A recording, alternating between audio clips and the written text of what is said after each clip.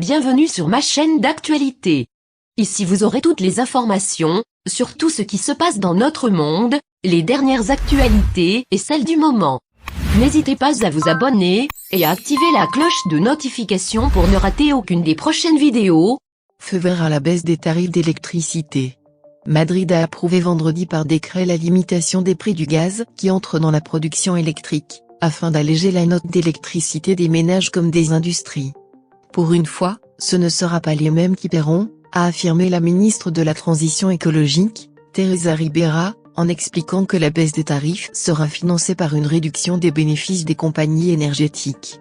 Ce nouveau système, âprement négocié avec Bruxelles, va entrer en vigueur de façon simultanée en Espagne et au Portugal. Il reconnaît l'exception ibérique et marque un précédent en permettant aux deux pays de décrocher du système tarifaire européen. La Commission européenne a en effet ouvert la porte à ce régime particulier, en reconnaissant que le manque d'interconnexion vers la France, les flux d'un côté à l'autre des Pyrénées, ne représentent que 3% à 5% de la capacité installée en Espagne. Cet isolement empêche la péninsule ibérique d'échanger et d'avoir accès aux énergies renouvelables du nord de l'Europe, ce qui l'oblige à fonctionner, de fait, comme une île. Réduire la note d'électricité de 25% à 20%. Le mécanisme ibérique prévoit un plafonnement du tarif du gaz qui entre dans la production électrique. Les gaziers seront compensés et recevront la différence entre le prix du marché et le tarif plafonné auquel il sera introduit dans le mix électrique. Cette compensation sera financée par une réduction des bénéfices extraordinaires perçus par les compagnies électriques à la faveur de l'escalade des prix.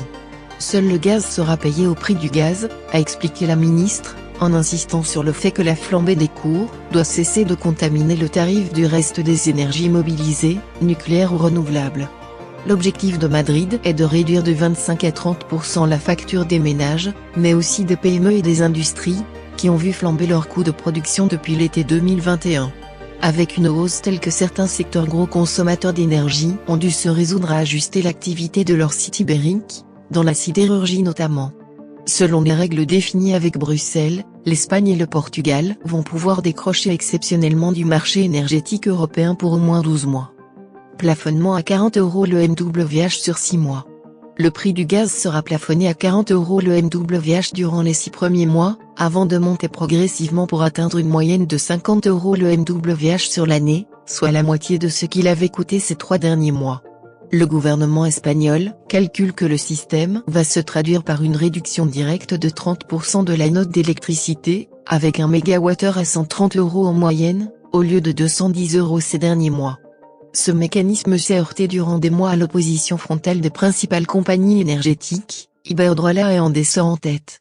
Hostiles à l'idée de voir réduits les bénéfices issus de la forte volatilité du gaz, elles espéraient maintenir le système de tarification marginale européen, qui fait que toutes les énergies sont vendues au prix de la technologie la plus chère, à savoir celle des centrales à gaz. Profits conséquents.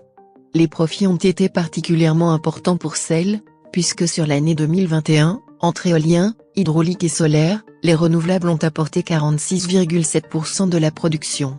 Jusqu'ici les consommateurs espagnols n'avaient pas profité de ces investissements supposés générer une énergie verte et à moindre coût. La mise en place du nouveau système tarifaire devrait changer la donne. C'est une victoire de la ministre de la Transition écologique, Teresa Ribera, qui depuis près de 10 mois s'est battue pour réclamer à Bruxelles une réforme du marché électrique européen.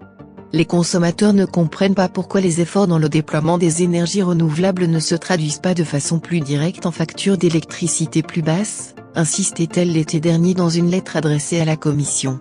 En attendant la refonte du système européen, elle a au moins obtenu une exception ibérique. En espérant qu'elle ait un effet d'entraînement pour réduire l'inflation qui a atteint près de 10% en mars dernier.